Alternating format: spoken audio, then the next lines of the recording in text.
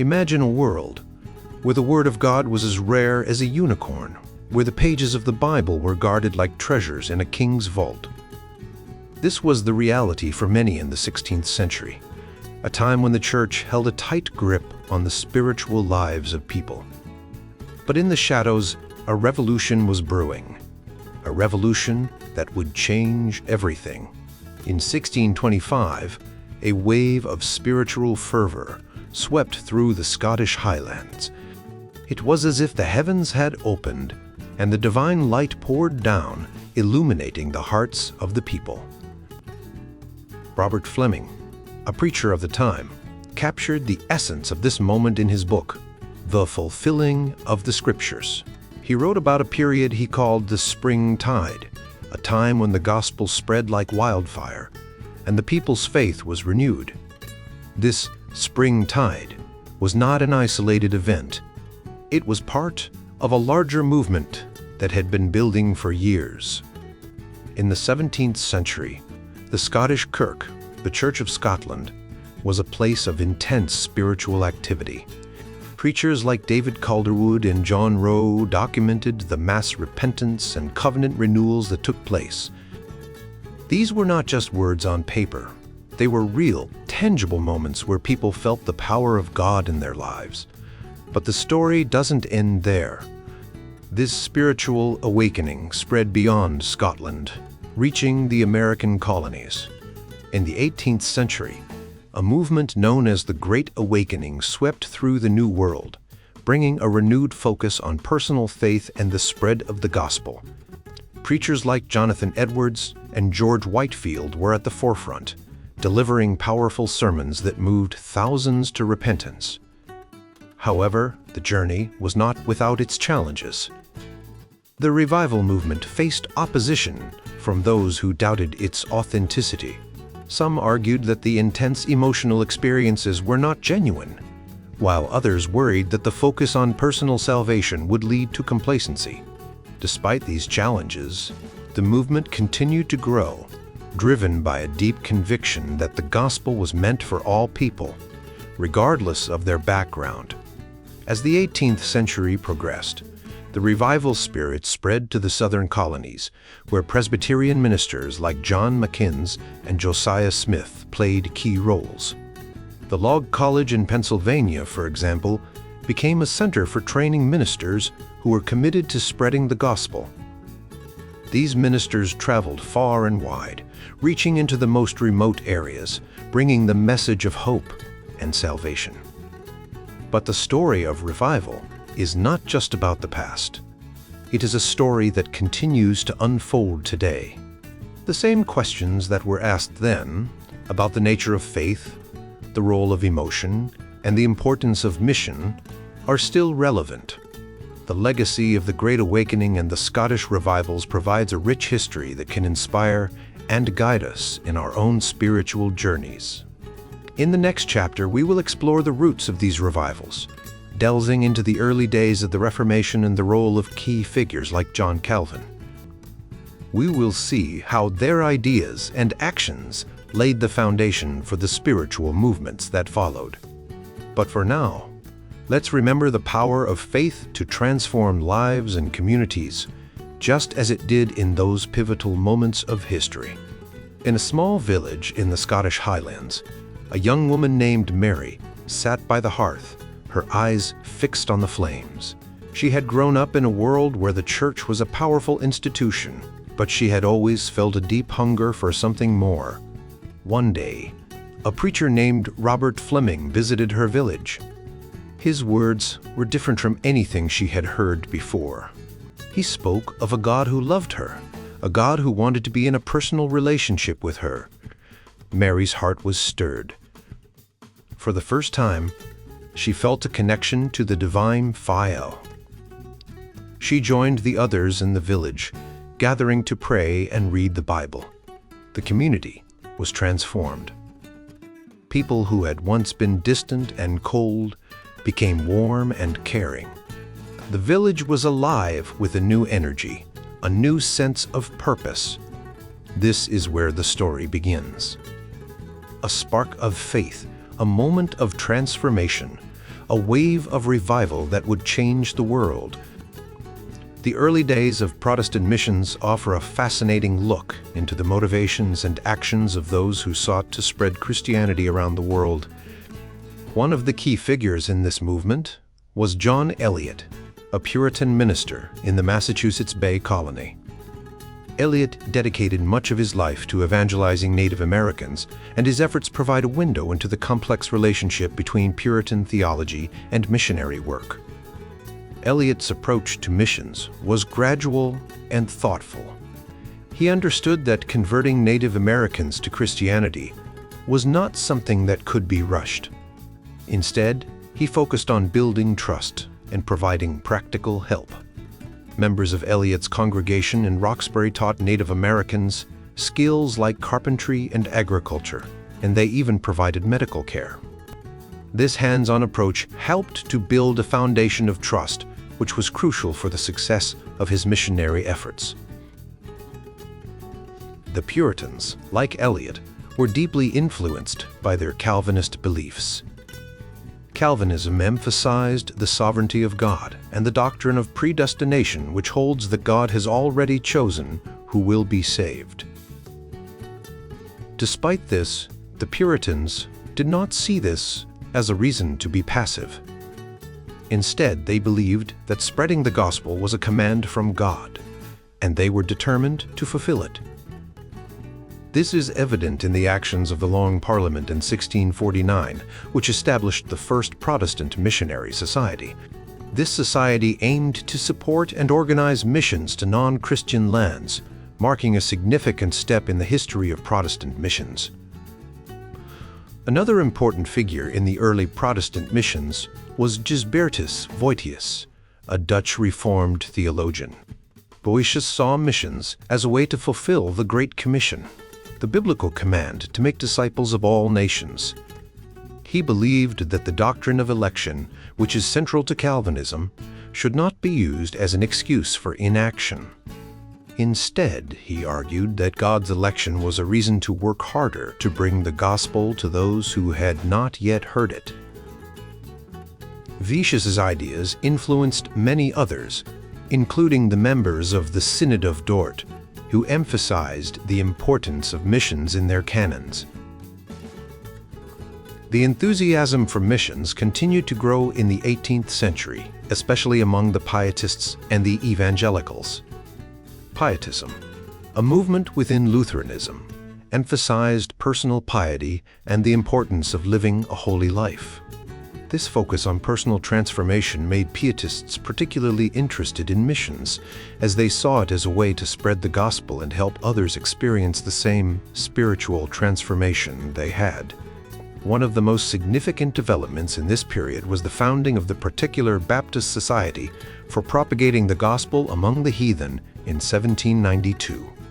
This society, later known as the Baptist Missionary Society, was inspired by the work of William Carey, a Baptist missionary to India. Carey's famous pamphlet, An Inquiry into the Obligations of Christians to Use Means for the Conversion of the Heathens, argued that Christians had a duty to spread the gospel regardless of their theological beliefs. His work influenced many others, including Henry Martyn, a young Anglican chaplain who was inspired by Carey's example to become a missionary himself. In the early 19th century, denominations on both sides of the Atlantic began to establish foreign missions agencies. These agencies were seen as expressions of the corporate life of the Church, and they played a crucial role in spreading Christianity to new parts of the world. The London Missionary Society, founded in 1795, was one of the most influential of these organizations. It brought together a diverse group of ministers from different denominations, all united in their commitment to missions. The story of early Protestant missions is a complex one, shaped by a variety of theological, social, and political factors. Figures like John Eliot, Gisbertus, Voetius, and William Carey played pivotal roles in this movement, and their work laid the foundation for the global spread of Christianity. Despite the challenges they faced, these early missionaries were driven by a deep sense of purpose and a belief that spreading the gospel was their duty to God.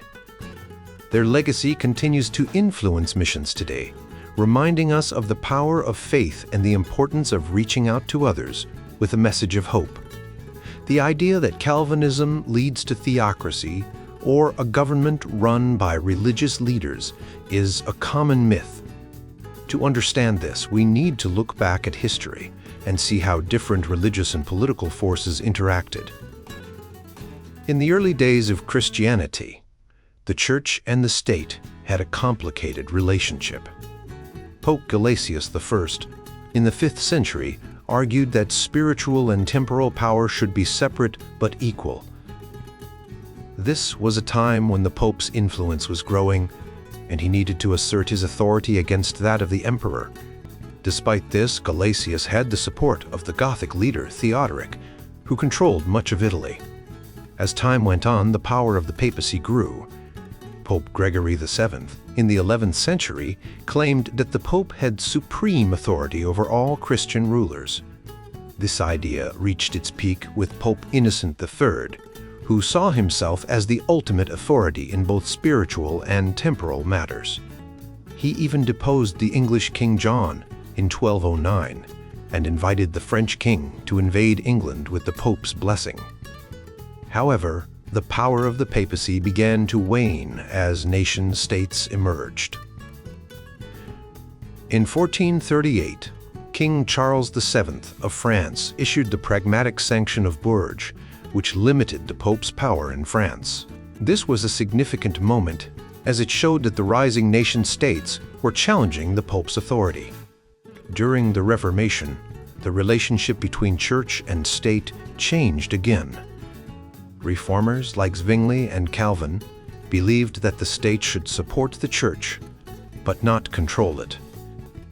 Zwingli, for example, saw the state as having a role in maintaining public order and supporting the church, but he also believed that the church should have a degree of independence. In Geneva, where Calvin lived, the city council and the church worked together. Calvin and the other church leaders had significant influence, but they did not have total control. The city council still made many decisions, and over time, they even allowed the congregations to choose their own elders. This was a far cry from a theocracy, where religious leaders would have complete control over the government. One of the most famous and controversial events in Calvin's Geneva was the trial and execution of Michael Servetus. Servetus was a Spaniard who denied the Trinity a core Christian belief. He was arrested, tried, and eventually executed. While Calvin played a role in this, it's important to note that the decision was made by the city council, not just by Calvin. This shows that even in a city strongly influenced by Calvinism, the state still made its own decisions.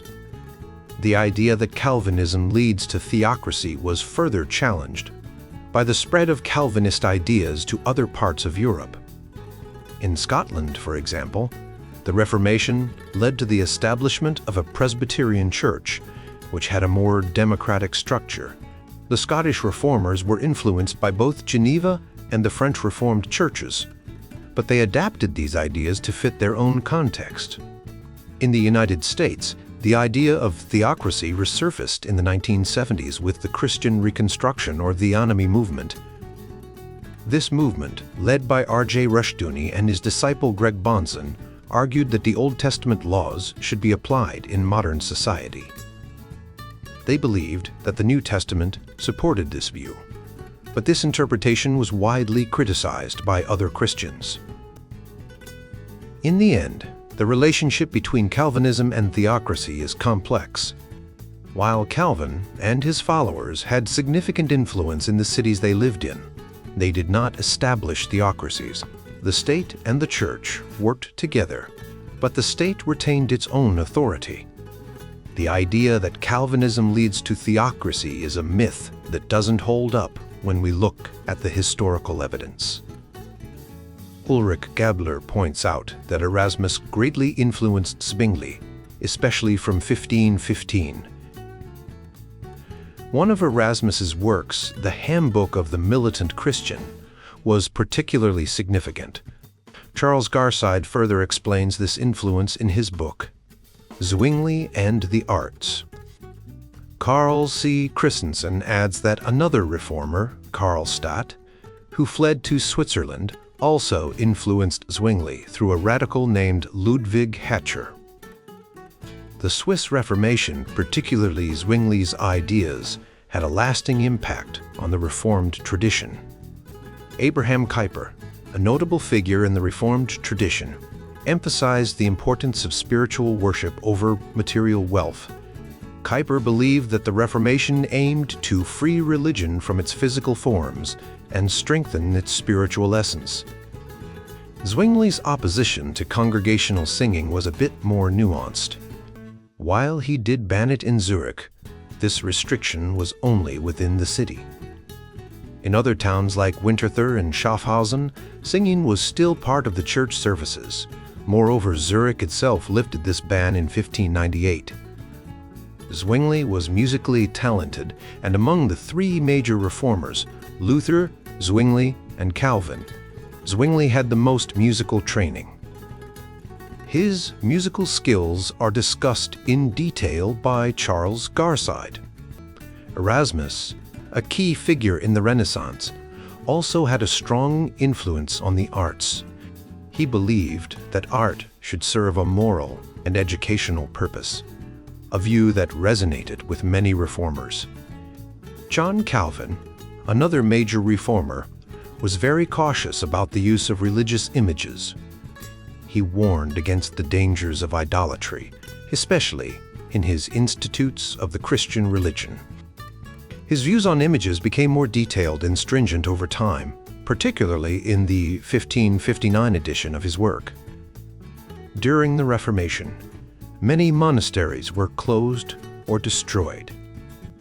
In England, King Henry VIII closed monasteries in 1536, selling their lands to enrich the royal treasury. In France, the revolutionary government seized monastic properties in 1791 to address the nation's debt. Many monasteries were left to decay, and by 1810, there were fewer monasteries in Europe than at any time since the early Christian era. The Reformation also affected the visual arts. Some artists, like Albrecht Dürer and Lucas Cranach, supported the Reformation but still took commissions from Catholic patrons. Hans Holbein the Younger, another notable artist, was a supporter of the Reformation, and his work reflects this influence. Reformed theology and visual culture had a complex relationship. While some Reformed thinkers opposed certain forms of art, others found ways to use visual arts to express their faith. For example, the Genevan Psalter, printed in 1561 to 1562, was a massive printing project that produced thousands of copies, which were distributed to French-speaking Protestants. When it comes to gender equality, the Reformation had a mixed record. Erasmus and other humanists advocated for better education for women, but they did not push for a complete overhaul of gender roles. Erasmus believed that educated women would be better mothers and wives. During the Reformation, many women left convents and entered into marriages. Katharina von Bora, who married Martin Luther, is a well-known example. Some Reformed leaders like Martin Bucer argued for more lenient divorce laws, including allowing divorce for the loss of love. However, by 1600, Geneva had rescinded this progressive measure, leaving the initiative in divorce proceedings to men. Women played significant roles in the Reformation, often as apologists and activists. Katharina Schutz-Zell, for example, defended her husband, Martin Bucer, when he was under attack. Argula von Grumbach, a noblewoman, also worked as an apologist for the Lutheran faith. In Geneva, Calvin supported the idea of women serving as deacons, although this was never fully implemented. Calvin's views on women were complex. While he advocated for better education and more roles for women, he still held traditional views on marriage and gender roles. Calvin corresponded with many noble women and showed respect for their intellect and influence. John Knox, a Scottish reformer, was more extreme in his views on women, particularly in his first blast of the trumpet against the monstrous regiment of women. Calvin, however, distanced himself from Knox's views and worked to maintain good relations with the Protestant Queen Elizabeth of England. Overall, the Reformation brought changes to the roles of women, but these changes were gradual and often limited. While some reformers, like Calvin, supported more opportunities for women, others, like Knox, were more conservative. The legacy of the Reformation in terms of gender equality is thus a mixed one with both progress and limitations. The Countess of Huntingdon, a key figure in the Methodist movement of the 18th century, has been the subject of extensive research since 1990. Scholars like Boyd's, Slenther, and Faith Cook have written detailed biographies about her, highlighting her significant role in the religious and social reforms of her time. The Countess, known for her deep faith and charitable works, donated a substantial portion of her wealth, approximately £100,000, to various charities, which was a huge sum in those days. After the Countess's death in 1791, Agnes Erskine took over the leadership of the Countess's religious network known as the Connection. However, Erskine faced significant challenges primarily because she lacked the financial resources that the Countess had provided. Despite this, Erskine continued to support and expand the Methodist movement, demonstrating remarkable dedication and resilience. Similarly, other notable women played crucial roles in the evangelical movement. Lady Wilhelma Glenorchy and Lady Darcy Maxwell were influential in their own right, supporting and leading various religious initiatives. These women were not alone in their efforts. Evangelists like Rowland Hill and Robert Haldane also built extensive networks of churches, often using their personal wealth to fund these endeavors. The 19th century saw a significant expansion of Christianity, particularly through the work of missionaries. William Carey's journey to India in 1793 is often considered the beginning of this period, which lasted until the start of World War I in 1914. Women played a vital role in this expansion, often forming and leading missionary societies. By the early 20th century, there were over 40 denominational women's societies, with more than 3 million active members. These women raised funds to build hospitals and schools, paid the salaries of local evangelists, and sent single women as doctors, teachers, and missionaries around the world.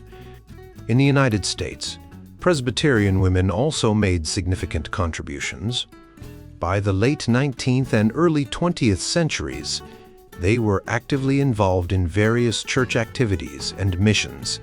Some of these women were even at the forefront of the movement for women's equality in the church, advocating for roles that were traditionally reserved for men. The issue of women's roles in the church has a long and complex history. In the early church, women like Bible women were involved in outreach to the poor, a role that was later recognized and formalized. However, there were also debates and disagreements about the extent of women's participation in church leadership. Some passages in the New Testament, such as 1 Corinthians 14:34 and 1 Timothy 2:12, have been interpreted to limit women's roles in certain church activities. Despite these challenges, many women continue to find ways to serve and lead within their communities. The history of slavery is another important aspect of this period. Slavery has existed in various forms throughout history, but the transatlantic slave trade, which began in the 15th century, was particularly brutal. African chiefs and tribes played a significant role in this trade, often capturing and selling their own people to European traders. The Portuguese were among the earliest to engage in this trade, followed by other European nations like Britain, Spain, and France. The slave trade had a profound impact on both Africa and the Americas, leading to the forced migration of millions of Africans. Some early Christian leaders, like Bartolomé de las Casas, advocated for the rights of indigenous people in the Americas and opposed the harsh treatment they received. However, the solutions they proposed, such as the importation of African slaves, often had unintended consequences. The abolition movement gained momentum in the 19th century, with figures like William Wilberforce and John Newton playing key roles.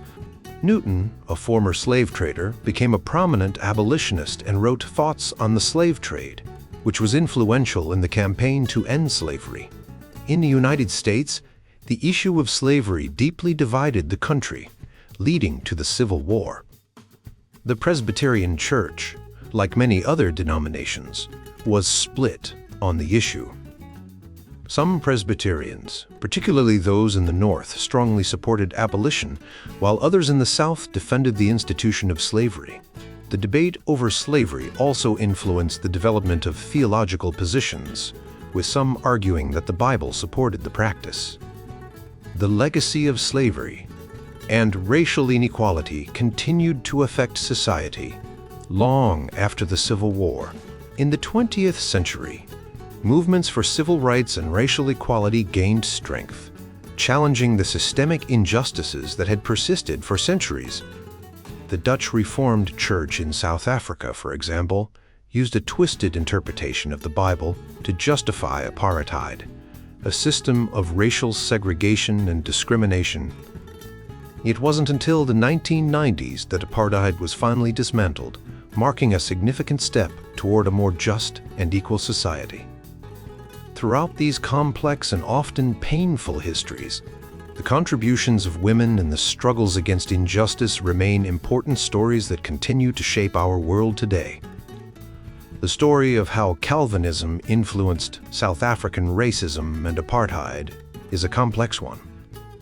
It's a tale of how religious beliefs were twisted to justify a system of racial segregation and discrimination.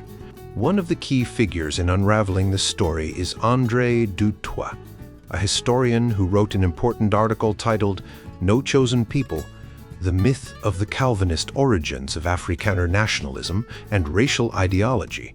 Du Toit's research shows that in the early days of Dutch settlement in South Africa, the settlers in the Transvaal and the Orange Free State were seen as rustic and backward, not particularly driven by their religious beliefs.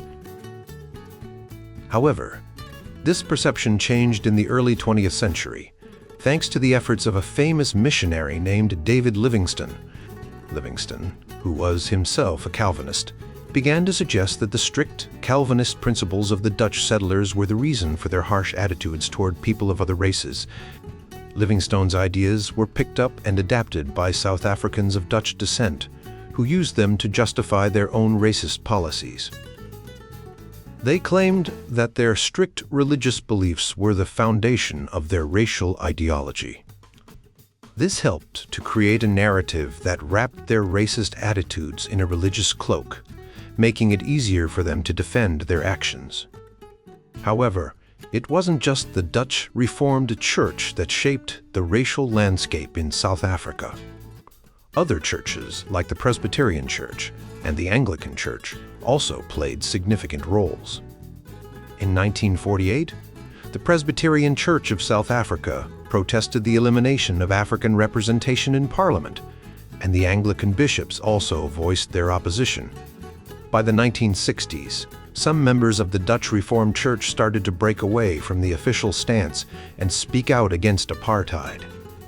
B.B. Keat and Beyers Naud were among the most vocal critics, and by the 1970s, young African theologians like Alan Bosek were also contributing to the growing resistance. One of the most powerful statements against apartheid came from Alan Bosek, who warned that apartheid is the grave of the dignity and the credibility of the Reformed tradition. He argued that the Reformed tradition naturally calls for resistance against an unjust government, like the one in South Africa. Beyond South Africa, Calvinism has had a significant impact in other parts of the world. In the United States, for example, there has been a resurgence of interest in Calvinist theology, especially among younger Christians. This movement, often called New Calvinism, is characterized by a return to traditional Reformed doctrines and a focus on the sovereignty of God. Key figures like Mark Driscoll, John Piper, and Tim Keller have been instrumental in this revival. In China, Calvinism has also been growing, with many Chinese Christians embracing Reformed theology. This trend has been documented by scholars like David Aikman, who noted the increasing influence of Calvinist ideas in Chinese Christianity. The revival of Calvinism in the 20th and 21st centuries is not just a story of religious belief.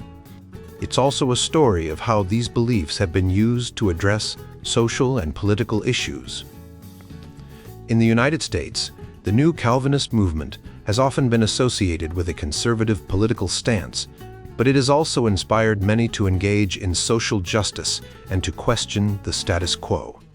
The history of Calvinism in South Africa and its broader impact on the world shows how religious beliefs can be both a force for good and a tool for harm. It's a reminder that the way we interpret and apply our beliefs can have profound consequences. During the early 19th century, the evangelical movement in Britain was gaining momentum. One significant figure in this period was Alexander Haldane, who played a pivotal role in the British evangelical revival. Haldane was not only a proponent of the revival, but also had ties to the emerging Restorationist movement, which would later give rise to the Plymouth Brethren and the Churches of Christ. His influence extended beyond Britain, especially in Europe, where he worked to spread the evangelical message. In 1816, the Calvin Society was founded, a collaborative effort between Anglican and Presbyterian groups. This society was dedicated to translating and publishing the works of John Calvin, the influential 16th century theologian. The Calvin Society's work paralleled that of the Parker Society, which republished the writings of the Fathers of the English Reformed Church from 1840 to 1855. Both societies aimed to preserve and disseminate the theological heritage of the Reformation. The Calvin Society's efforts were significant, but its origins have been somewhat overshadowed. Some historians, like David Bevington, have attributed the Society's formation primarily to the Free Church of Scotland, which was established in 1843. However, this view may be too narrow, as the Calvin Society was a broader collaboration involving both Anglican and Presbyterian members. The 19th century also saw the rekindling of formal theological education in France. After Napoleon's invasion of Switzerland in 1802, he decreed that the Academy of Geneva would serve as the seminary for the French Reformed Church. This was a significant change, as no formal theological education had been allowed in France since the revocation of the Edict of Nantes in 1685. Many French Reformed pastors had previously crossed the border into Switzerland to receive training at Lausanne. In the Netherlands, the secession movement known as the Afscheiding was gaining traction. Led by figures like Hendrik de Kock, this movement sought to return to the principles of the Second Reformation and Dutch Pietism of the 17th century. De Kock's journey from a traditionalist to a reformer is a fascinating story, reflecting the broader spiritual and evangelical revival that swept through Western Europe during this period. The revival of the 1830s was not limited to Britain and Europe. It also had a significant impact on the United States, where it fueled the Second Great Awakening.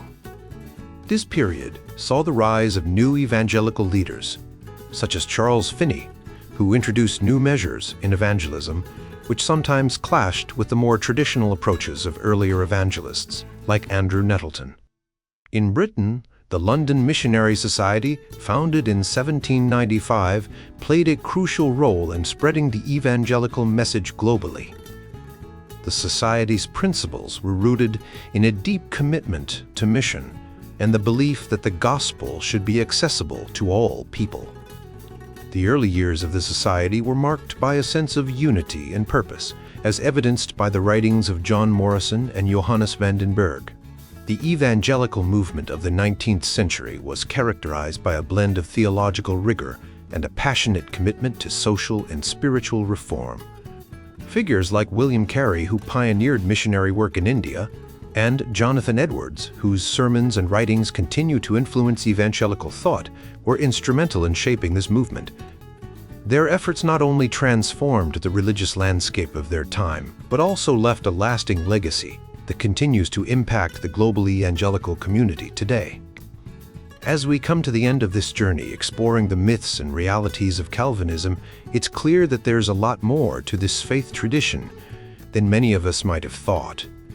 We've seen that Calvinism isn't just a rigid set of doctrines. It's a living, breathing movement that has evolved over centuries, shaped by the lives and teachings of countless individuals.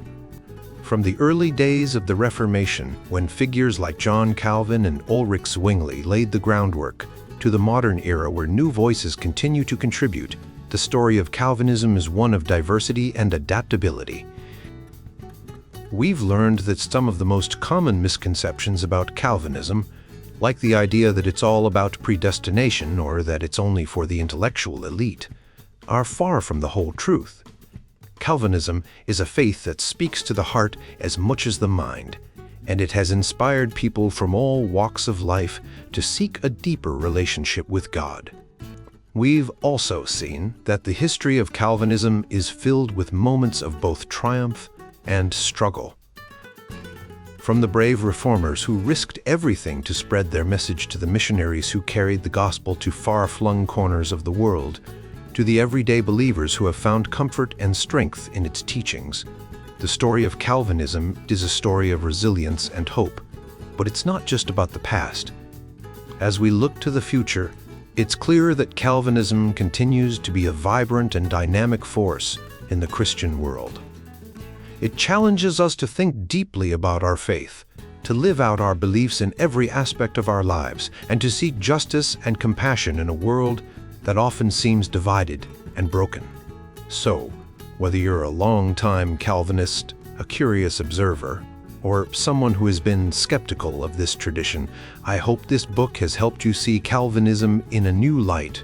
It's a rich and multifaceted faith that has much to offer, and it's a journey that can be both challenging and deeply rewarding. As we close this book, let's carry forward the spirit of curiosity and open-mindedness that has guided us through these pages. Let's continue to explore, to question, and to grow in our understanding of what it means to be a follower of Jesus Christ. And let's remember that, at its core, Calvinism is about a God who loves us deeply and calls us to a life of faith and service.